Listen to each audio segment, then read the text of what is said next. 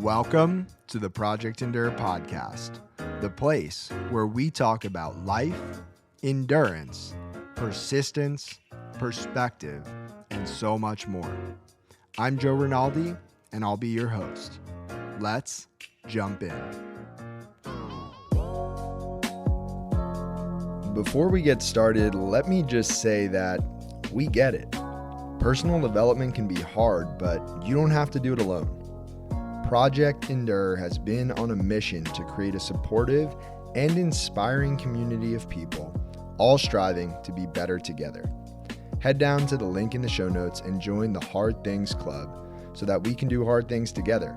And if you're already a member, invite a friend and spread the love. Now, let's get to the episode.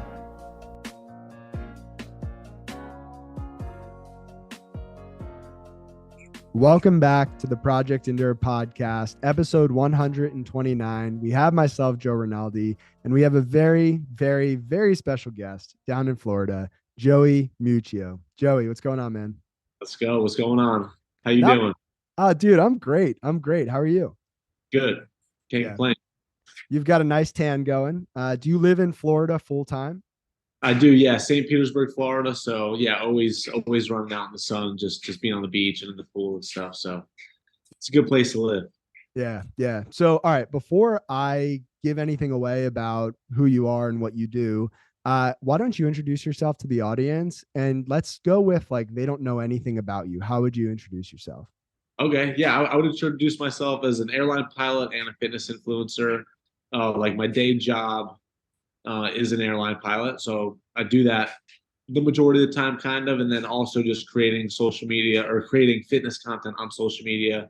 Grew up a wrestler, and then after wrestling, got more into fitness, just wanted to gain weight, get stronger, and started lifting, started posting more of that journey on social media. And then now I do a little bit of a mix of pilot day in the life content and fitness content. And that's where I'm at. Now I live in St. Pete, fly out of the Tampa airport, and like to just enjoy life. So when did you know you wanted to become a pilot? I would say, I always thought about it, but there's that barrier. Like a lot of people, if you talk to anybody, you're like, oh man, like a pilot's got to be, super smart, really good at math. It's not really true. Like, you definitely don't have to be that good at math. We're not up there doing calculus. There's some simple math going on there, and it is a little bit expensive for the training, but it's like going to get your master's. So growing up, I was like, oh, I can never do this. It's too expensive. It's gonna be too hard. And then after I got my bachelor's degree, one of my best friend's dad was an American airline captain. So I always saw his life, and I thought it would be, an epic career. And I had a couple of buddies going into flight school. And then I just went and tried it. I just went to the local flight school, did something called a discovery flight, which is like a 45-minute flight with a flight instructor, and just kind of fell in love and started training, and then never stopped. Do you have what I would imagine are scary moments up in the air, or does that not happen often or ever? It definitely doesn't happen often, but it does happen, especially like when you're a student pilot or when you're a flight instructor and you're flying around these smaller, single prop, older aircraft. In the airlines, it's very, very rare, if ever, Mm-hmm. All we do is train like emergency situations. So you're very prepared for that. But early on, as a flight instructor, I had a couple kind of scary-ish moments. So all right, so you're up in the air, you're flying. What are you doing actually in the cockpit most of the flight? Are you actively controlling the plane, or is it going? Yeah, you're mostly just chilling there on autopilot. You do have to stay on top of the radios. Like you're constantly getting transferred over from center to center because they can't control all of the airspace. So it's just like, hey, contact Atlanta Center on 1, 2, 3, 4, 5. And then you just switch over. So you have to be listening for ATC, for traffic. Maybe they'll change your route, stuff like that. But you're on autopilot 90% of the time. You'll take off. You can fly it up to 18,000 feet if you want. Then you got to pop the autopilot on, and then I'll usually wait until 500 feet before I turn the autopilot off, and then I'll hand fly it and land. But a lot of it is autopilot for sure. All right, so I have to ask. I've always been curious. You know, when the plane lands and there are those one or two people that stand up and they clap for the pilot, and then Yeah, the rest of the rest of the plane is like not so keen about those people. Are yeah. you? Do you appreciate as a pilot when people give you like kind of that standing ovation or that clap at the end? I mean, we can't really hear it, you know, so it's like it doesn't really matter to us. But I don't really understand it because it's like, what's the other option here? You know, either I land or we have really big problems. So I Yeah. don't really. It's not necessary. But hey, if you want to give me a clap and you want to say I did a great job, then hell yeah, I'll take it. Why There you not? go. There you go. All right. So then on the other side of how you introduced yourself was fitness, and there was social media tied into that. How did your career in fitness start? And when did you start to realize that social media was a place you wanted to spend a lot of time? Yeah, so fitness, I mean, just growing up playing sports, you know, I'm sure the same for you. You grew up playing sports and then that ends at a certain point. For me, it was high school. I thought about going to college and wrestling, but I decided not to. And I needed to fill that void, that competitive edge. So I was like, I just want to lift, I want to get stronger. And then I started finding, running like a year and a half ago. And then you just want to get better at these certain physical activities. And then when it like down to social media, me and my brothers got pretty big on Vine back in the day, like 10 years ago, like straight out of high school. We grew a pretty big Vine following, and it was, mostly like shirtless dancing, goofy, stupid videos. And then Vine kind of died, and I started with 10,000, and then that kind of gave me an incentive to post more fitness content. And then I just kind of ran with that because it was working. It was something I was super passionate about and can post about consistently. So I just did that. It helped grow the account, and I was able to help motivate others, and it was a win-win. So I think the big question that comes to mind for me, and I would imagine people listening, is okay, you stay in great shape, you're making somewhat of a living on social media, and you're an airline pilot. So you're traveling constantly. How do you mix those two things? How do you make those both work? Yeah, I'd say just my answer to that is always just like prioritize it. It's not always easy.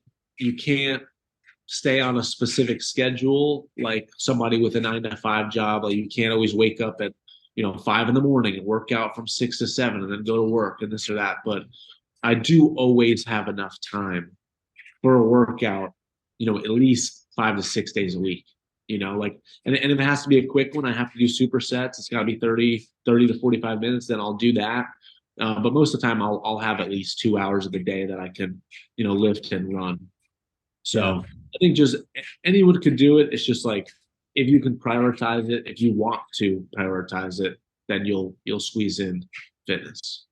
So in your world, after, work as a pilot, fitness, social media, what are some of the other priorities that you care about as a human? I mean, quality of life, hanging out with friends, family, being able to travel, see the world, and just be able to just like, decompress and be happy, happy, healthy, successful. Those are the three things. So, work is great. And I love being on the grind, but if I need to take a step back and just enjoy life and go on a trip, then I'll do that. So just, obviously family, friends, and just quality of life. Sure, sure. So everybody has their own priorities, and I think a lot of people have priorities that are similar, right? Family, friends, relationships, health and wellness, etc. And one of the other things that I think all humans share in common is that we go through hard things. Life's not easy. There are ups and downs, and there are things that we can't control that happen. So, one of the big questions I ask all the guests on the podcast is when you look back at your life so far, what's the hardest thing that you've ever had to handle that you didn't necessarily get to choose for yourself? Ooh, that I didn't get to choose for myself. Man, I hate bringing it up, but probably, uh, I mean, like death of a family member, right? Like that's huge. That's like just starting to deal with the loss of someone that you love. And then also little things like breakups can be huge, you know, that, a lot of people don't like to talk about, but it is something that, if it wasn't your choice, and then like you have this whole thought process of what your future is going to look like with this person, and then it doesn't go that way, it's like that is tough. And a lot of people do struggle with that, but a lot of people don't like to talk about it. Hmm. All right. So because you brought them both up, let's talk about them.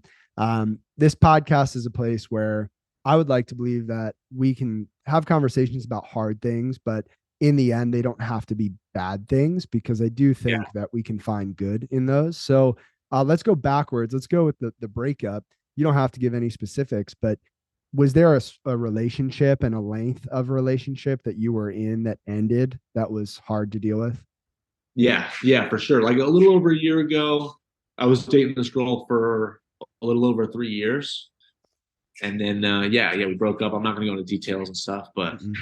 yeah, that is it's it's like the little things that are hard with that. Like I was saying, you create this idea of what your future's gonna look like, and then you just have to adapt. And I've learned a lot about myself in that time, and just learn, what makes me happy. You start to focus more on that other person too in a relationship, and you Mhm. start to create that like that need of that person in your life. But then, it's hard, but a lot of people go through it and deal with it.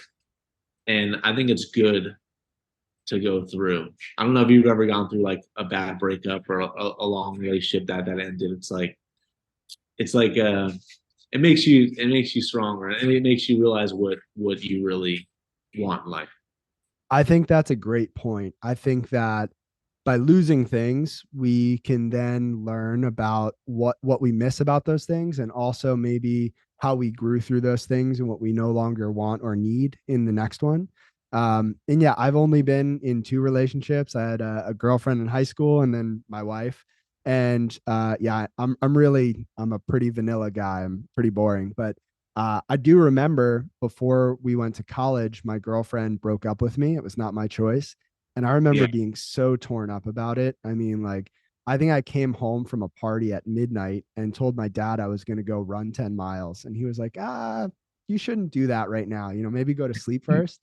But I was beside myself. And looking back, it was one of the better things that could have happened. But in that moment, in that season, while you're still digesting it all, it's like your world got turned upside down. It's really hard. Yeah, it is hard. And like I started thinking about it like in fitness, right? Where we're always looking for the hard thing to do. Let's do a hard workout. Let's do a run. Let's build these calluses on our hands. But when it comes to like our emotions, especially as guys or as anybody, really, Mhm. you don't want to go through those hard times.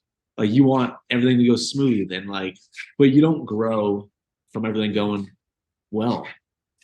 So not that we should look for that. Obviously, I think on that side, you do want that to be, kind of smooth sailing and happy and rainbows and stuff. But if things do go south, it's a learning lesson, and it's an opportunity to get stronger or better. Mm.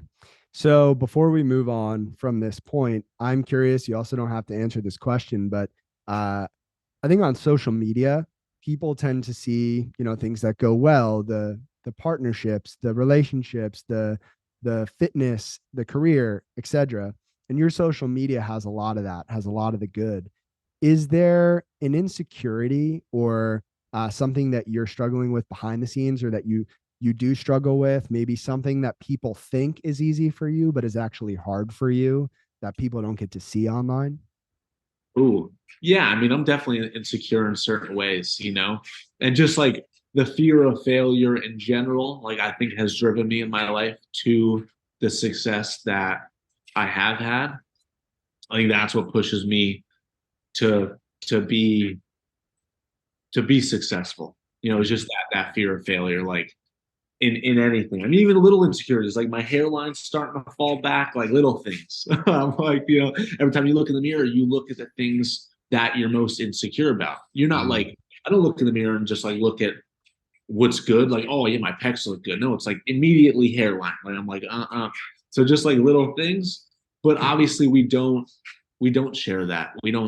we don't talk about the negative. And sometimes, like I have talked about some stuff like that on social media, but the majority of the time, of course, it's a highlight reel. Of course, we want to, post stuff that's gonna be happy and positive and motivating. If it was the other way around, no one would get on social media, dude. You know what I'm saying? It would be one depressing place Mm. to go scroll. So, but I think a mix is good. Like to sprinkle it in just to show that reality, to show the maybe some bad photos or just things you're struggling with are great. Like when I went through the breakup, I posted about it, and it was like, hey, this is this is something that I'm struggling with. I know a lot of people struggle with it. Another way to kind of relate and be able to reach others. Yeah. So on social media, you put out some really real stuff and also a lot of positive stuff. Do you get negativity on social media, or for the most part does it stay positive? For the most part, it's positive, but absolutely, yeah, definitely get some negativity. Especially early on. I mean, back in the Vine days when it was just like me and my brothers dancing shirtless, a gigantic amounts of negativity, which I think, you know, gave me thick skin, obviously, and made me stronger, now to where some negativity, I mean, I do think about it. Like, I can't say like negative comments don't affect me at all because I will think about it. Like someone said, even like the one that just popped out into my head was after Leadville.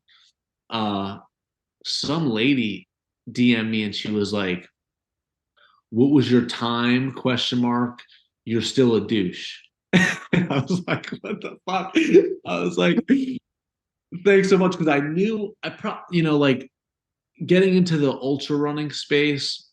I'm not much of a runner. I just started running about a year and a half ago, and I got really lucky getting into the Leadville 100. And I know so many runners that have never had the opportunity to run that race, and I knew some people were probably like, "Fuck this kid! Like, I hope he bonks. I hope he doesn't make it because he's not a runner. He's just like." Guy who likes to lift that just started running and now he gets this opportunity and I don't, like yada yada yada. So I was expecting maybe a little bit more negativity, but man, I got so many positive messages, so much positivity. Just a few of those people that were like, you know, didn't think I were worthy of the race and whatnot. But yeah, it's 98% positive, I would say. How about you? Yeah. Did you get negative messages? Not so much, to be honest. And I feel like part of that could be maybe I'm holding back from 100% always being in your face authentic. And maybe sometimes I try to walk that line a little bit too much to avoid that.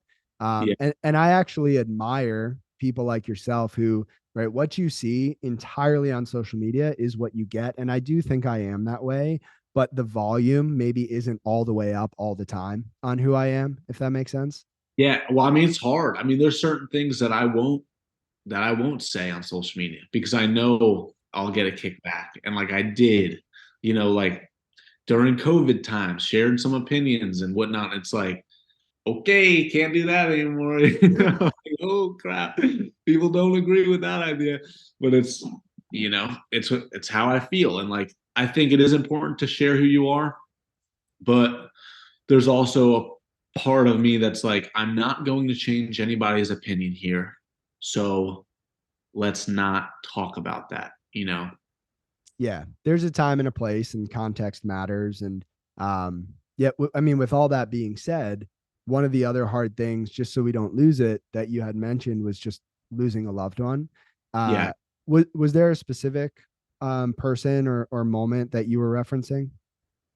No, I mean, yeah, like I just lost my grandpa recently, but I mean, that's, he was old, it was his time. It was his time to go. But just that in general, it is something that I thought about throughout the Leadville race, and it is hard just losing anybody that's a part of your life like that. And then it gets way way harder. I've been very lucky to keep all my brothers, my mom and my dad so far, and I've just had grandpa's aunts, uncles, cousins and stuff. But Yeah. there's this saying that grief is just love with nowhere to go. And I think one of the risks of loving other people so much is that if and when you do lose them, it hurts a little bit extra because now that love has nowhere to go. Um, I'm Yeah. cur- I'm curious for you. So you said you lost a couple family members. Have you ever felt like you've lost your identity at all throughout life? Ooh, I would say, man, I would say like going through college a little bit, like after the whole Vine thing, I just felt like I wasn't really being my authentic self. Like with what I was posting on social media, it wasn't what I wanted to be posting really, and it wasn't what was me. And then I got too attached to social media to where I was on it so much that I felt like I kind of lost my ability to communicate in real life, like effectively. You know what I'm saying? Like I felt like I was so on my phone. I wasn't going out as much, hanging out with people in real life, to where I kind of lost that. I don't know. I lost that person in me a little bit, but that was at that time. Like now I feel like me. I'm posting about me. I go out, I hang out with people in real life. Like I have that good balance Mm, where I kind of lost that for a little bit. I feel like later years of college, maybe, or like mid college. yeah. It sounds like social media overwhelmingly has been a net positive in your life. Would you say that? Absolutely. Yeah, for Yeah. sure. So with that being said, one of the connections that I think I made through social media and probably you've seen through Leadville and just all these people who have reached out to you or you've met in person, right? Like that's such a big benefit of social media is the connection aspect. One of those people is Mike Harkins, who I mentioned to you before the podcast. He referenced you as the Gronkowski of ultra running Yeah. because he was on this podcast, episode 121. We talked about Leadville. I don't want to give this away as your answer because it might not be, but what's the hardest thing you've ever done on purpose and why'd you do that thing? Oh, the level 100 for sure. Yeah, Yeah. yeah. The level 100. That was, I mean, before that, like I said, I only ran one marathon. So, and like physically, other than that, wrestling was really hard in high school. But I mean, running 30 hours straight was brutal, brutal for me. So, one, why did you sign up for it in the first place? And then two, can you take us through a little bit of the training before we talk about the race? Yeah. So I'd love to say it was my idea in terms of like signing up for this race, but I work with Koros. And we pretty much just hopped on a call to figure out what my video was going to be for that month, and then they just offered it to me. They had a couple spots, and they were like, "Hey, we wanted to know if you wanted to do Leadville this year. We got a spot for you." And at first, I was like, "Holy crap!" I was like, "Seriously?" Like I knew about the race just because I started following Nick Bear. I watched his YouTube videos and stuff, and I remember watching him do it, and I was like, "This is insane." He was like sleeping in the freaking hyperbaric chamber looking thing, at altitude, and I was like, "Whoa, this is that's one hell of a race." Like, I don't see myself ever doing it. But then I was like, you know what? If you guys are going to offer it to me, and I know it's super hard to get in, then I'm going to do it. At least I'm going to try. So I started running that day, um, and yeah, sent it. Just decided I sent it. And what was the second part of that question? Second part of the question was, what did your training look like? So it sounds like you got off this call and you were like, okay, better start running. So you ran, but what did the lead up look like? Yeah, so I followed the 100-mile plan on the Koros website. So that was like the whole thing. It was like, hey, follow this plan. So I followed that plan. It's a 12-week plan, but I followed it for probably like 16 weeks. So I did it. I got a little bit ahead, then I kind of restarted like a few weeks back, and then I went through. And it wasn't super crazy in terms of like Mike was running way more than me. Like his mileage was and is still way higher than mine. The guy's an Yeah. absolute savage, dude. Yeah. He is an absolute savage, and he's got a family. I'm like, holy crap! I feel busy. I don't have a wife, of kids, nothing. He's a Yeah. different beast, dude. He's a serious monster.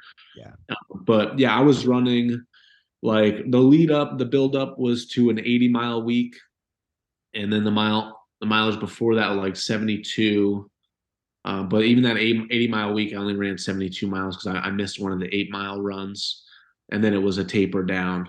But I'd say most of the weeks were between 40 to 60 miles, as I started building.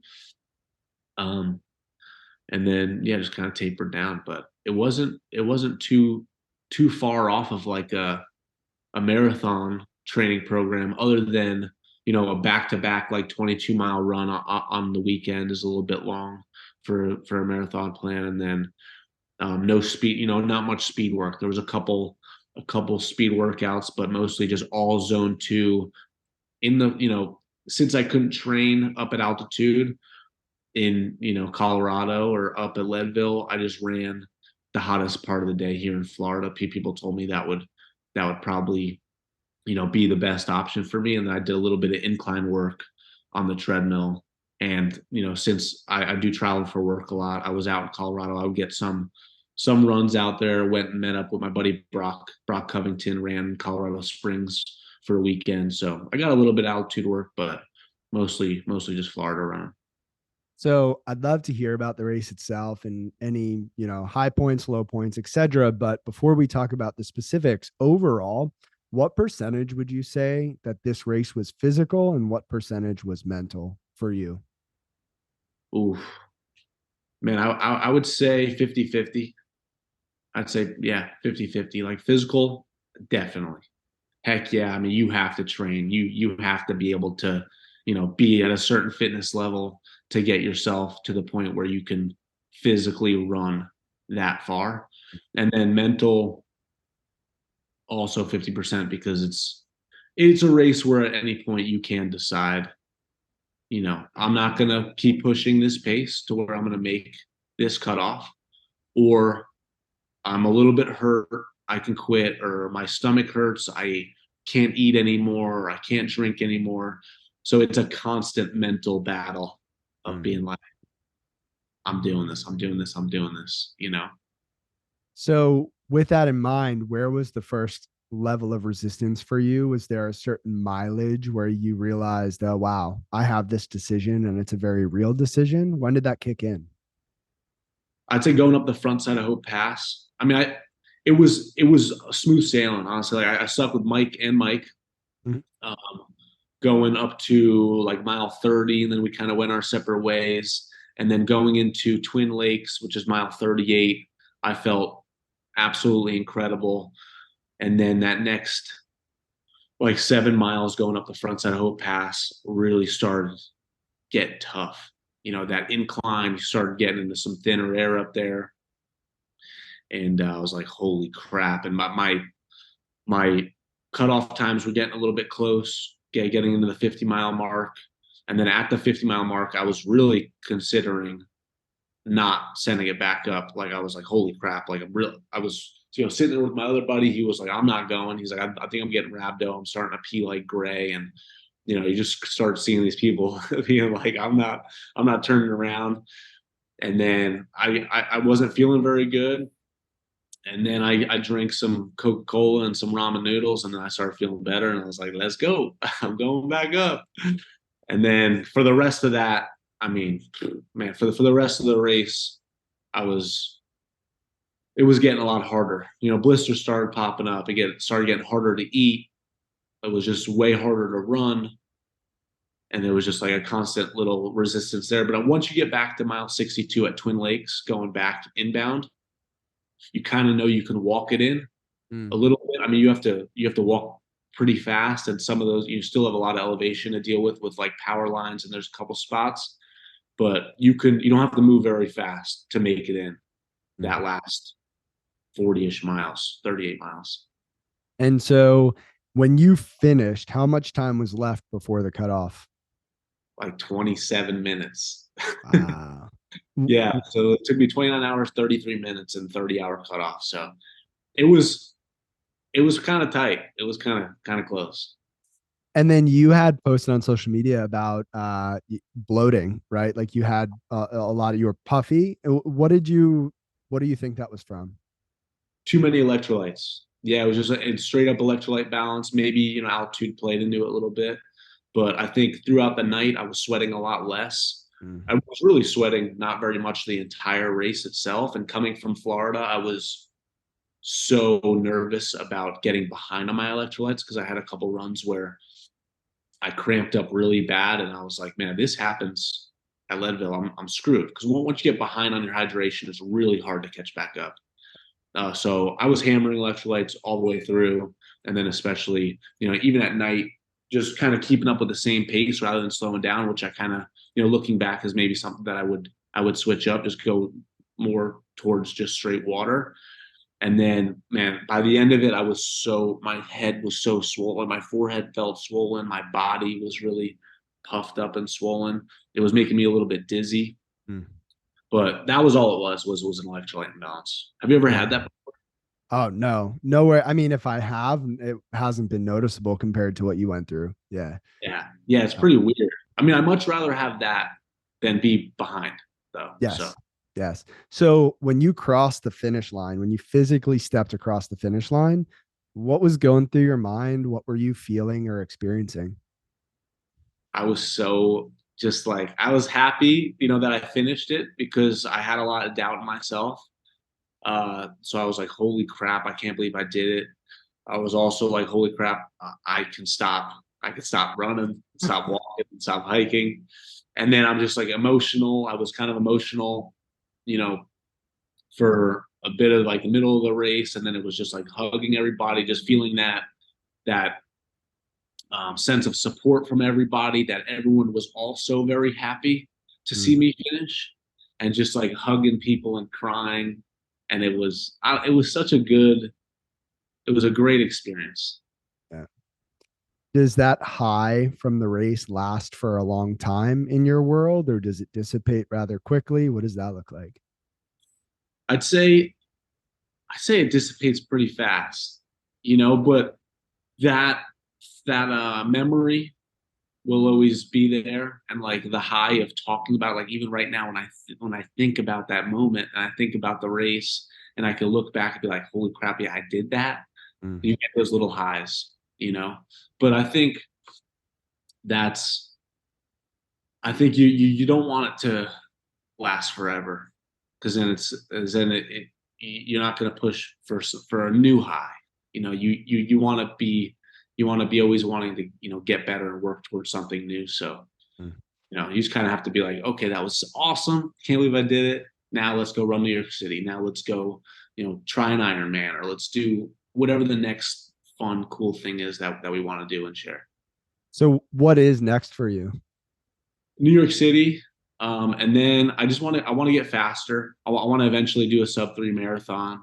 I really do want to do an MMA fight, coming from a wrestling background. I've always thought about it. It's something that I don't want to do, long term. Same thing with like the ultra running. I'm not trying to go to the UFC and be a professional fighter, but I'd like to just do that. That's something that I keep saying I want to do. I want to do. I want to do. So yeah, eventually I definitely want to do that. I want to do an Ironman. Um, and then yeah, those are like the four things. Sub 3, well, New York City right away. Yeah. Sub 3 marathon, MMA fight, Ironman. Mm. Yeah. I love those. Are there other goals that you have that are not related to fitness? Um, I guess like career goals, like eventually become a captain in the airlines, and just like continue to get better, career business wise, work with, more brands, maybe start to get equity in some of these brands, and maybe start my own brand like you've done, and just continue to learn and grow and learn different ways to monetize. I'd love to get more into YouTube and more long form content. As long as people still care and want to watch my journey and stuff, I feel like, if I can continue to create a better product and share in a better, more fun way, then I'd like to do that. But yeah, just continue and improve on the business side as well. Yeah. Yeah. So I typically would ask a very specific question next, and I'll get there, but we're going to take a quick detour. We share something in common. We have the same first name. Is your full first name Joseph? Yeah. All right. Mine Yeah. too. Yep, mine too. And we're Nice. both Italian. Yep. Let me ask you this. How did you end up with Joey as the primary name that you're known by and people call you? I just growing up as like a little Joseph. You get Joey, you know? Like I always got Joey. Joe to me is like more mature of a name. So and then like Joseph is like, I don't You're know. It's like you're in too, trouble. You're in trouble if someone calls you Joseph. Yeah. yeah, exactly. It's like too like proper. And I just like Joey because it makes me feel young. Honestly, I'm like, yeah, Joey. Joey's good.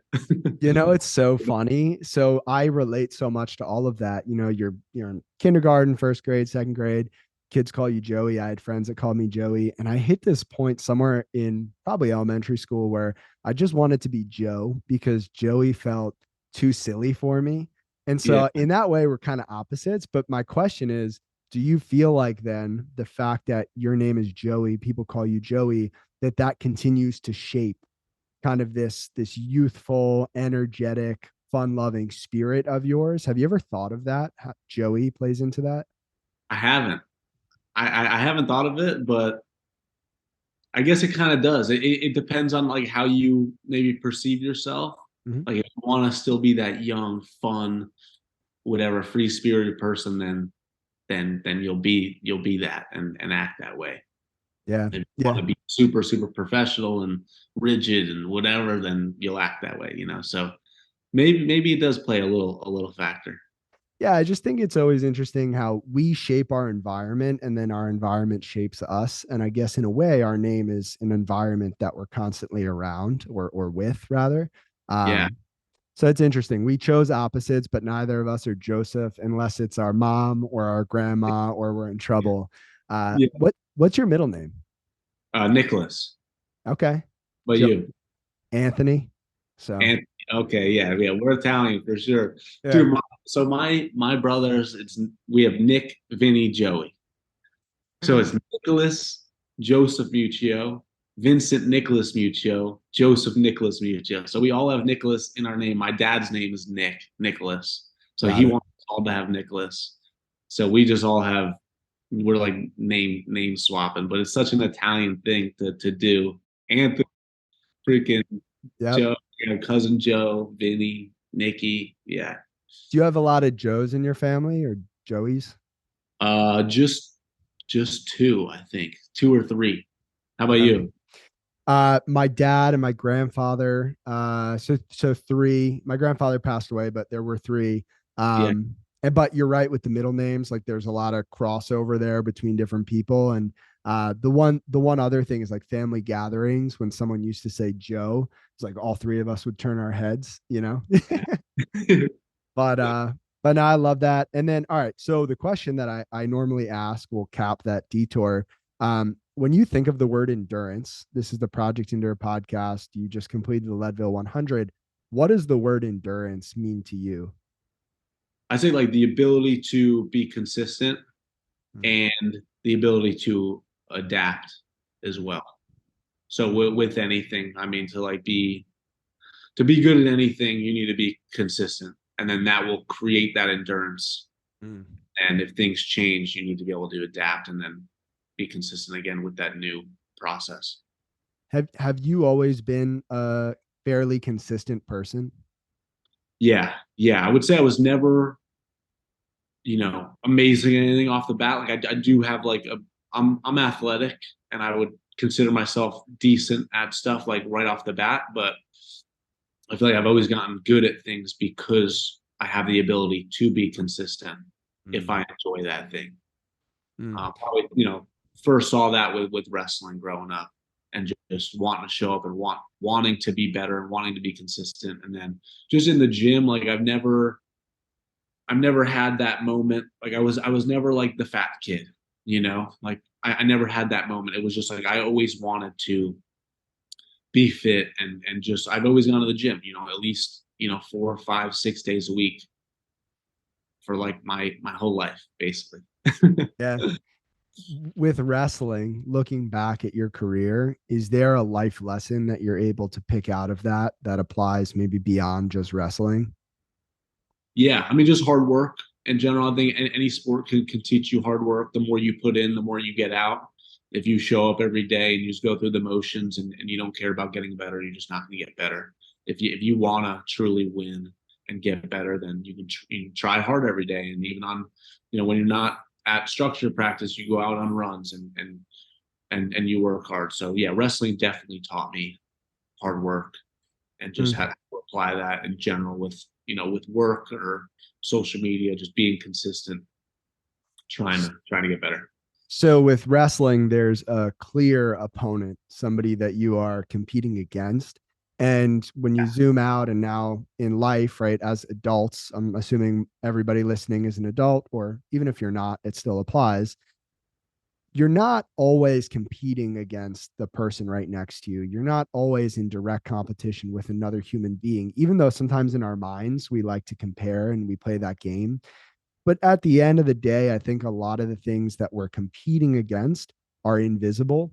And so I'm wondering if there are battles that you have to fight, whether they be temptations or things, limiting beliefs, or things that are kind of in your world that in a way you're competing against as an adult.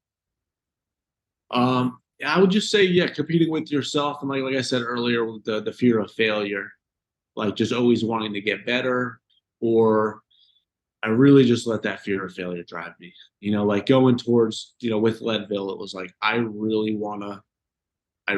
don't wanna. Like I did want to finish, but I really didn't want to not finish. Because then you prove people right that doubted you, and then you prove yourself Right. wrong, I guess. Mm. And so just competing with yourself, I think it's kind of unhealthy to compete with others, but we all do it. I look at other people's content and I'm like, damn, why is he getting more views? Like, oh, well, maybe it's because his content's better. Like he edits better, is, whatever. So you should compete with others in a small way, but as long as you are improving yourself and getting better slowly, then that will make you happy. I agree. And also just think it's important to highlight one more time the fact that fear doesn't have to be a bad thing. And Yeah, fear can be a positive forward driver of progress if we let it. absolutely. Yeah. Yeah, I think it's a great way actually to motivate yourself. Yeah. Like every test I've ever, I mean, most people's like every test you've ever taken, in school, you're like, I don't want to fail. I don't want to have to freaking redo 10th grade or whatever. You know, it's like that fear of failure is healthy, but you have to let it be healthy and you have to let it drive you to actually study or do the work or go on the runs. If you just sit there in fear and sit on your couch and fucking watch Netflix, then it becomes a problem because then it grows and grows and grows and becomes, you know, depression, basically. Yeah. Have you ever fallen victim to what you just described, even if just for a short time? Yeah. Yeah. I mean, I do not for a very long period of time, but I get down. I get down and depressed sometimes and not as motivated. But I have taught myself over the years that it will just make things worse if you do that. So it's just not going to get better if you sit on your couch or you don't study. So start studying, start Yeah. start working.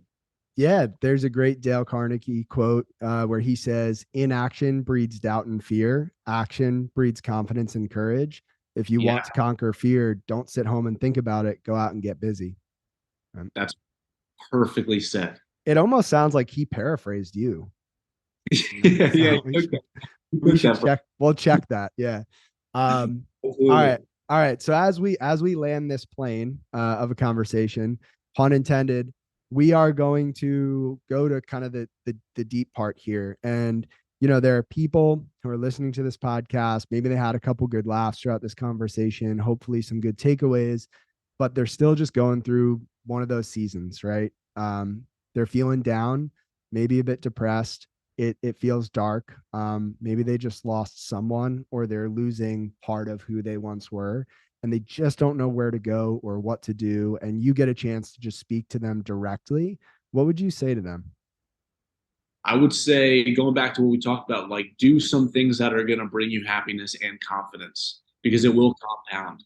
So, for me, a lot of that confidence comes from physical activities, proving yourself right, being like, okay, I did just run the Leadville 100. I have that dog in me. And now I can put that in my mind for everything going forward. Being like, okay, you did push through those hard times and you got through them and you were successful and you can do it again in this new thing. So just keep moving forward.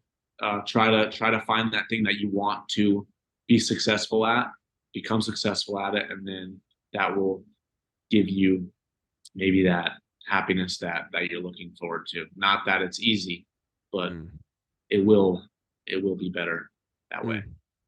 Yeah, thanks for sharing that. And on that note, maybe some people find happiness in travel, and since you're well traveled, I figured I'd ask you, where in your opinion is the best place you've ever been? Just from a pure travel standpoint, where would you recommend people go if they're like, I just have the itch to travel? Man, so for me, I always traveled for surfing. Like I grew up, I loved surfing. I traveled, did a lot of surf trips, Costa Rica, Nicaragua, California. And then I went to Bali. Bali, Indonesia was the most epic trip I've ever been on. It was like a whole month long. There's some awesome partying, beautiful, beautiful beaches. If you want to do some snorkeling, scuba diving, amazing crystal clear water and some of the best waves in the world. So Bali, Indonesia was an amazing place. My favorite vacation. Awesome. Okay. So Joey, if people found this conversation helpful, if they want to check out your social media or connect with you, where's the best place for people to do that? Instagram, TikTok, YouTube, all at Joey Miuccio, JoeyMiuccio. Beautiful, man. Well, I appreciated this conversation. I appreciate you, and I know the people listening do as well. Awesome. Thanks, man. Thanks for having me on. Great to finally meet you. Hopefully we can link up in person sometime and get a run or a lift in or whatever. Same here, man. I can't wait for that someday. Heck yeah. If you enjoyed this episode of the Project Indoor podcast, go ahead and subscribe, leave a review on your platform of choice, and share this episode with a friend. It helps us get more conversations like this out to more people like you. We appreciate you, and we'll talk to you next time. And one more thing. If you're looking for a community of people all striving to be better together, check out the Project Indoor Hard Things Club. The link is in the description below. We'd love to have you.